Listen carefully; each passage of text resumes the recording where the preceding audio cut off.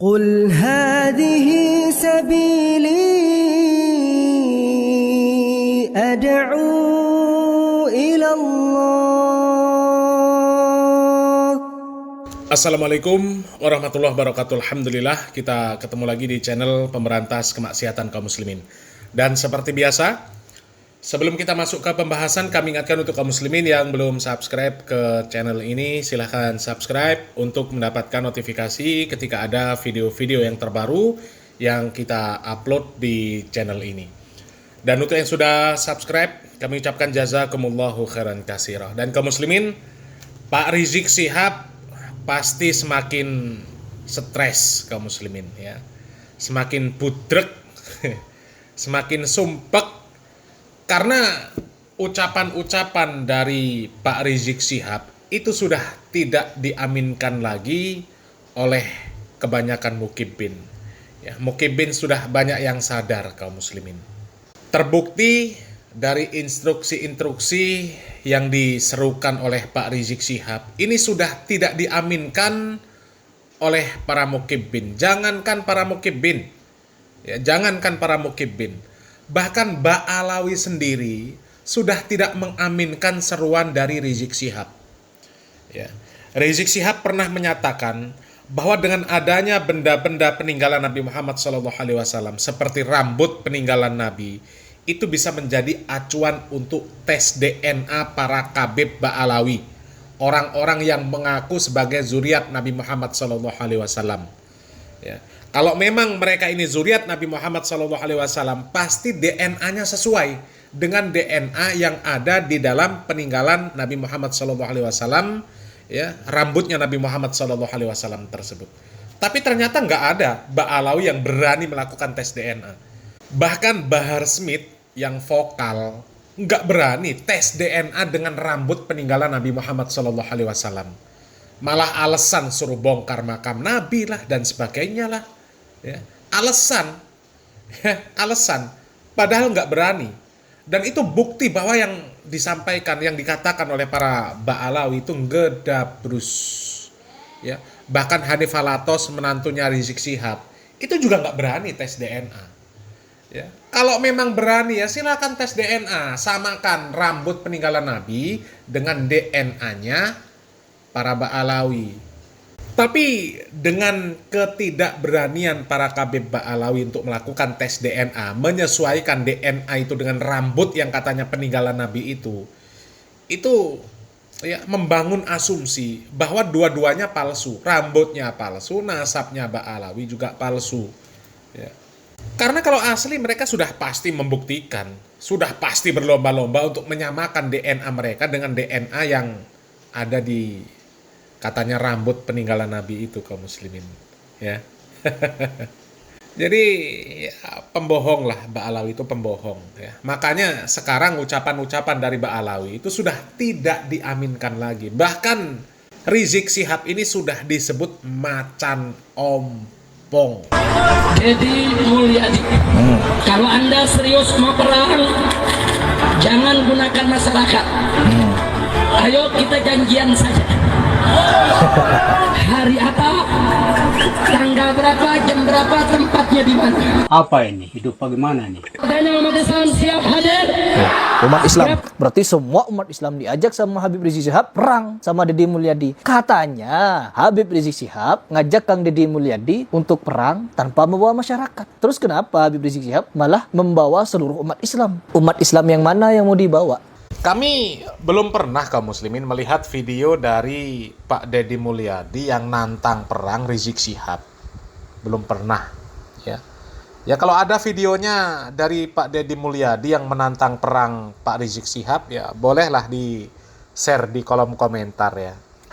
Kalau sepanjang pengetahuan kami belum pernah kaum muslimin, ya, belum pernah melihat ada video dari Pak Deddy Mulyadi yang terang-terangan menantang Rizik Syihab untuk perang. Ya. Belum ada.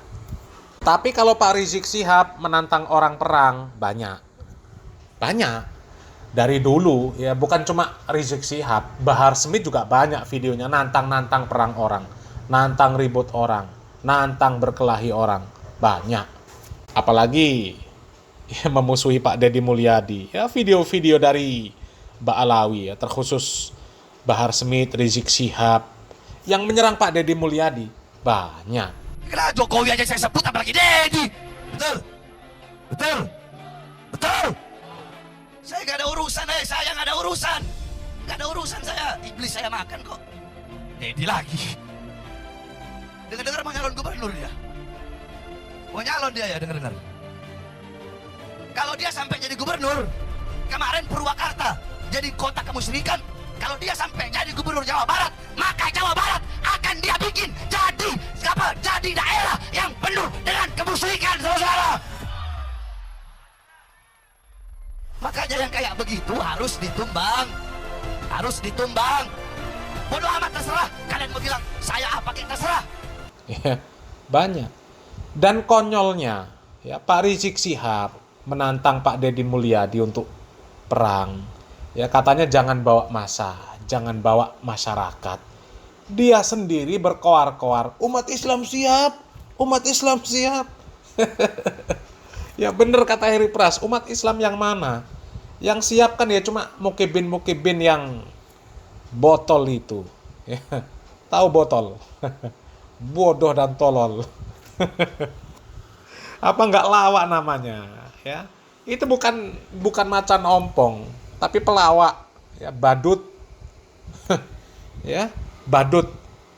Ngajak orang untuk perang, orang nggak boleh bawa masyarakat, nggak boleh bawa massa, dia sendiri menyerukan umat Islam siap perang. Ini kan konyol. Apanya kalau bukan badut yang model seperti itu? Hah? Dan yang jelas-jelas Pak Rizik Syihab ini jadi badut sekarang ini kaum muslimin, ya, bukan macan ompong, ya. Bahar Smith juga jadi badut, ya. Perkataan mereka kan sudah nggak didengar, ya. Coba, sudah habis-habisan mereka nyerang Deddy Mulyadi, ya. Masyarakat Jawa Barat nggak boleh milih Deddy Mulyadi, tapi dipilih apa nggak sama masyarakat? Dipilih. Didengar nggak omongan Bahar Smith, omongan Rizik Syihab? Nggak didengar. Ya dianggap ucapan badut itu kaum muslimin. Coba kita lanjut lagi kaum muslimin. Pasca Lebaran, Habib Rizik Syihab memberikan pengumuman secara publik bahwa menentang perang orang-orang yang dia anggap sebagai kiai monyet. Saya sampaikan kepada monyet-monyet itu, ayo, kapan kalian mau culik saya, bunuh saya, serang saya? Tinggal sebut aja. Kapan kita mau perang? Sebutkan harinya, sebutkan tempatnya, sebutkan tanggalnya. Bawa kau punya pasukan monyet semua. Terkhusus kiai yang kata dia itu menghina, memberikan penghinaan terhadap habaib, yaitu Habib siapa begitu, yang mereka anggap sebagai seorang pahlawan. Saya tidak ingin menafikan apakah beliau memang pahlawan atau bukan. Namun dari segi ini saya hanya ingin memberikan pandangan bahwa hal tersebut ya perlu diverifikasi. Kalau memang Habib tersebut seorang pahlawan, jasanya apa, perbuatannya, terus apapun yang berkaitan dengan dirinya, apakah memang bisa divalidasi sebagai seorang pahlawan? Karena menurut informasi yang beredar, kata Fuad Pleret beserta golongannya, bahwa Habib tersebut seorang pengkhianat katanya. Makanya Fuad Pleret di situ tidak takut untuk memberikan pernyataan bahwa Habib tersebut adalah monyet. Dan lagian kaum muslimin, ya. Cuma masalah usulan gelar pahlawan untuk seseorang kok jadi geger, ya? Kok jadi geger? Yang mati itu loh nggak pengen, yang mati itu nggak pengen digelari pahlawan, nggak pengen, nggak butuh dia. Ini yang hidup memperjuangkan supaya orang tersebut digelari pahlawan, ya. Sementara itu jadi polemik. Untuk apa? Untuk apa? Pertanyaannya untuk apa? Mau dia gelarnya pahlawan, mau dia gelarnya wali, mau dia gelarnya apalah, ya, monyet, ya. Manfaatnya apa untuk yang mati? Nggak ada. Nggak ada. Ya kalau memang dia berjasa untuk bangsa Indonesia, kalau berjasa, ya itu kan jadi amal jariah dia sendiri, ya. Yang ngusulkan supaya orang tersebut digelari pahlawan itu belum tentu punya jasa seperti orang tersebut. Itu pun kalau punya jasa. Lah kalau ternyata itu pun menjadi polemik, ngapain kok diperjuangkan sampai rela mau gontok-gontokan, mau perang sesama muslim? Ya? Bodoh apa enggak? Bodoh kaum muslimin. Bodoh. Saya juga tidak mau membenarkan perkataan Pleret, apalagi berpihak kepada beliau. No, sama sekali tidak, teman-teman. Saya hanya ingin memberikan pernyataan bahwa hinaan akan dibalas hinaan juga. Sebagaimana awal-awal yang ketika saya bahas selalu di video saya, bahwa yang pertama kali memulai hina-hinaan seperti ini adalah golongan habaib. Ada oknum-oknum habaib yang menyatakan seperti itu. Dan melebar. Semua permasalahan ini melebar sampai Kang Deddy Mulyadi, yang dimana beliau juga angkat bicara mengenai hal ini, sangat tegas di video ini. Anak-anak kita hari ini tidak tahu dia leluhurnya siapa, berasal dari mana, DNA-nya dari mana, genetikanya dari mana. Ini adalah sebuah upaya sistematis untuk apa? Untuk menghilangkan ikatan emosional, terutama orang Sunda dengan leluhurnya. Kemudian orang lain datang dari negara lain ke sini, tiap hari membanggakan leluhurnya, tiap hari bercerita keunggulan leluhurnya, tiap hari kita harus mendengarkan riwayat-riwayat leluhurnya. Setelah itu kita bermahabbah pada mereka, menghormati mereka, mendewa-dewakan mereka, dan kita menganggap diri kita lebih rendah dari mereka. Dan tak terasa domba kita kirim, uang kita kirim untuk mendapatkan air putih agar kita usahanya lancar. Kita keluarkan uang demi mereka, dan kita semakin direndahkan martabatnya sebagai suku dan sebagai bangsa, padahal mereka makan setiap hari dari kita. Cerita-cerita dalam setiap hari yang kita dengarkan adalah cerita hebatnya leluhurnya orang lain, solehnya leluhurnya orang lain. Dan saya katakan, leluhur kita lebih soleh dibanding leluhur mereka, leluhur kita lebih baik dibanding leluhur mereka, leluhur kita lebih beradab dibanding leluhur mereka, leluhur kita lebih dekat dengan Yang Tunggal, dengan Allah Subhanahu wa Ta'ala dibanding leluhur mereka. Dan setelah saya selidiki, ternyata video itu sudah sekitar 10 bulan yang lalu, hampir 1 tahun yang lalu. Namun ada juga jawaban dari Habib Rizik Syihab. Ntar kaum muslimin ya, sebelum kita menyimak jawaban dari Rizik Syihab kaum muslimin ya. Untuk apa sih berbangga-bangga dengan leluhur? Untuk apa? Hah? Ya termasuk Pak Deddy Mulyadi ya. Kami bukan di pihak Pak Deddy Mulyadi, bukan di pihak Fuad Pleret, bukan di pihak para Ba'alawi. Na'udzubillah min dzalik ya. Ya kami cuma pengen nengah-nengahi lah kaum muslimin ya, supaya ada orang-orang yang sadar lah ya, di antara mereka ini ada yang sadar kembali kepada pemahaman yang benar ya. Untuk apa mereka berbangga-bangga dengan leluhur mereka? Ya leluhur kami orang soleh. Kalau Ba'alawi ya leluhur kami ini nabi, kami ini keturunan nabi, anak nabi. Untuk apa? Ya, untuk apa? Apa gunanya berbangga-bangga dengan nasab, dengan leluhur? Leluhur kita soleh, ya kan leluhur kita. Kitanya soleh apa enggak? Leluhur kita baik, ya kitanya baik apa enggak? Leluhur kita nabi, ya kita ini siapa? Gitu loh. Untuk apa berbangga-bangga dengan leluhur? Leluhur kita lebih soleh daripada leluhur mereka. Ya ini sama-sama orang enggak bener. Untuk apa berbangga-bangga dengan orang terdahulu itu untuk apa? Allah Subhanahu wa Ta'ala sudah mengatakan, tilka ummatun qad khalat laha ma kasabat walakum ma kasabatum. Ya, leluhur kita itu orang-orang yang sudah berlalu. Bagi mereka apa yang mereka amalkan, bagi kalian apa yang kalian amalkan. Leluhur kalian soleh. Tapi kalau kalian nggak soleh, manfaatnya apa? Apa manfaatnya? Hah? Kalau leluhur kalian seburuk-buruk manusia, tapi kalian soleh, kalian nggak akan menanggung dosa leluhur kalian, nggak akan. Ya, sudah jelas Allah Subhanahu Wa Taala mengatakan laha makasabat walakum makasabatum. Ya, apa yang mereka usahakan, yaitu untuk mereka. Apa yang kalian usahakan itu untuk kalian. Makanya pepatah Arab mengatakan laisal fata mayaqulu kana abi walakinnal fata mayaqulu ha anadha. Ya. Seorang pemuda yang hebat, pemimpin yang hebat, ya seorang pria yang sejati itu bukan yang mengatakan sesungguhnya bapakku, sesungguhnya nenekku, sesungguhnya moyangku, sesungguhnya leluhurku, sesungguhnya para pendahuluku, ya bukan seperti itu, tapi dia mengatakan inilah aku, ya inilah aku. Itu lah, kalau leluhurnya soleh, leluhurnya baik, mengajarkan agama yang benar, ya, sesuai dengan Al-Quran dan Sunnah, apalagi ngaku leluhurnya Nabi. Kalau yang sekarang ini, yang mengatakan, yang membangga-banggakan nasab ini, kerjanya ndawir, menyesatkan umat. Untuk apa? Ya, contohnya seperti Ba'alawi. Untuk apa berbangga-bangga dengan nasab? Untuk apa? Ya termasuk Pak Deddy Mulyadi juga salah. Ya, mau mengatakan leluhur kita lebih soleh dari mereka. Ya sekarang ini lihat amalan kita soleh apa enggak. Ya, kan seperti itu kaum muslimin. Makanya kami berulang-ulang mengatakan, ya ini orang-orang yang berperang nasab, ini ya, semuanya orang-orang nggak bener. Ya, orang-orang yang orang-orang yang sesat dan menyesatkan. Ya, sama-sama halulah mereka itu kaum muslimin ya. Ya, coba kita simak bagaimana tanggapan dari Rizik Syihab terhadap apa yang disampaikan oleh Pak Deddy Mulyadi kaum muslimin ya. Ini parah ini kaum muslimin. Dan tanggapan dari Habib Rizik Syihab seperti biasa teman-teman, lagi-lagi nantang perang. Coba kita simak videonya seperti apa. Deddy Mulyadi, kalau anda serius mau perang, jangan gunakan masyarakat. Ayo kita janjian saja.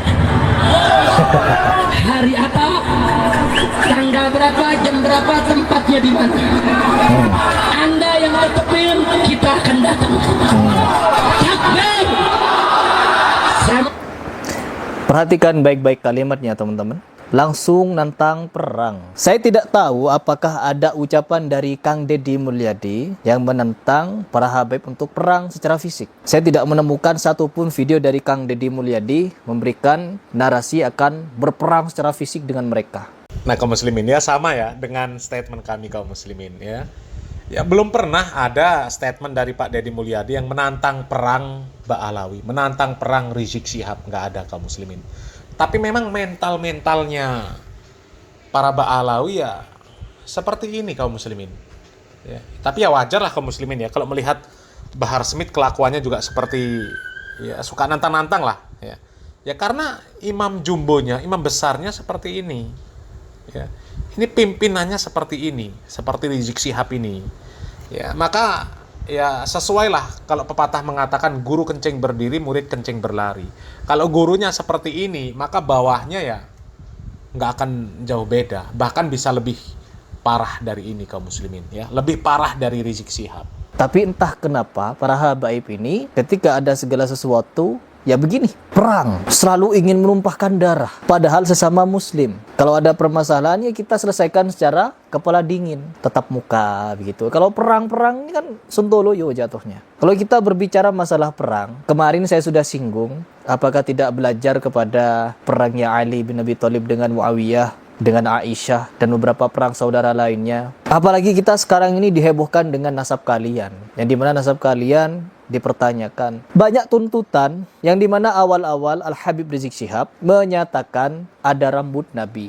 Unsur kesamaan DNA dengan DNA Nabi. Membuktikannya lewat rambut yang ditinggalkan oleh Nabi, saudara. Jadi kalau Habib palsu ketahuan tuh kalau diperiksa. DNA Nabi kemana, DNA-nya kemana ya kawan? Ada rambut Nabi, ada darah Nabi. Alhamdulillah, Habib dan saya dan Umi dan adik dan istri telah meminum darah Rasul Sallallahu Alaihi Wasallam sebentar tadi. Apa ini? Hidup bagaimana nih? Ada keringat Nabi.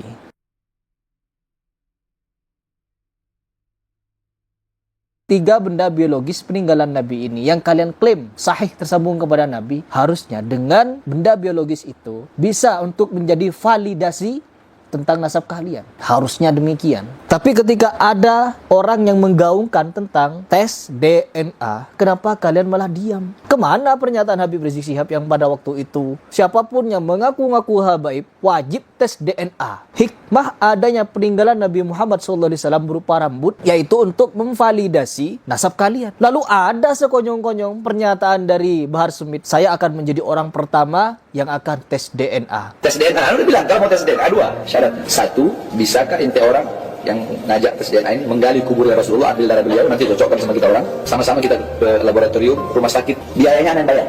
dengan satu syarat, yaitu gali makam Nabi Muhammad SAW. Kenapa harus menggali makam Nabi Muhammad SAW? Wong kalian sendiri meyakini ada peninggalan rambut, peninggalan darah, peninggalan keringat, sampai-sampai golongan habaib ada yang minum darah itu. Minum, bayangkan darah minum, jadi Dracula itu. Ya, itulah makanya kami katakan kalau disebut sebagai macan ompong itu masih mending mulia lah, ya. Masih punya power lah. Macan itu meskipun ompong, ya, itu masih ditakuti sama orang. Tapi kalau badut, siapa yang takut?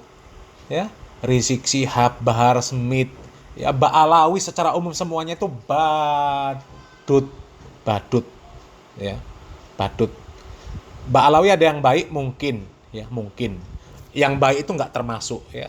Cuma yang dilihat secara kasat mata, ya, video-video dari Ba'alawi, badut semua, badut, ya.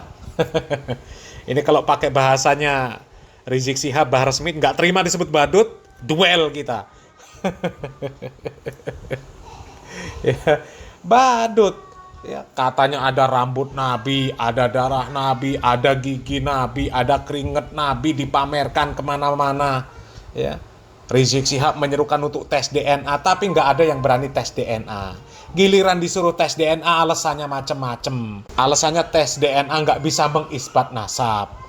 Lah kalau memang nasabnya bener, kemudian itu yang kalian keluarkan darah Nabi, rambut Nabi, gigi Nabi, keringet Nabi, itu bener, kalian nggak bohong, ya, kalian nggak dobos, nggak ngedabrus, harusnya kan berani tes DNA, itu valid kok, ya. Terbukti kalian nggak berani itu, kalian itu dobos, kempros, ya, kempros. Jadi yang lebih pas, ya, nggak disebut macan ompong, ya. Kalau macan ompong ya masih mending lah, masih punya power, masih ditakuti sama orang. Ya, sementara ucapan Ba'alawi ini sekarang nggak ada yang takut. Siapa yang takut? Hah? Yang takut cuma mukibin yang bodoh dan tuololnya totalitas, ya. Jongkok IQ-nya, ya, tiarap, bukan cuma jongkok lagi, tiarap. Sudah jelas-jelas Ba'alawi isinya pembohong, kok masih mau bela Ba'alawi. Innalillahi wa inna ilaihi rajiun. Tapi ya lawannya Ba'alawi ya sama saja sebenarnya kaum muslimin, ya, sama-sama ya botol lah kaum muslimin, ya. Cuma masalah seperti itu kok jadi gegeran kaum muslimin, ya. Jadi gegeran. Ya, coba lihatlah, belajar dengan para asatid salafi. Para asatid salafi ada nggak yang percaya bahwa Ba'alawi itu keturunan Nabi? Ada yang percaya dongengan-dongengan Ba'alawi? Nggak ada yang percaya. Nggak ada yang percaya. Tapi nggak geger. Ya cukup memberikan edukasi kepada kaum muslimin, gitu loh. Nggak perlu ngapain ribut sampai geger-geger, nantang perang, saling tantang perang. Nggak ada gunanya. Ya, nggak ada gunanya. Apalagi usul-usulan harus jadi pahlawan, ya, usulan supaya jadi pahlawan, supaya dikenang, nggak ada gunanya, nggak ada gunanya sama sekali. Yang mati nggak butuh, mau digelari pahlawan sederet, mau digelari apapun, ya, misal gelarnya itu sederet seperti gerbong kereta api, nggak akan dibutuhkan sama orang yang mati, ya, sama Ba'alawi itu nggak dibutuhkan.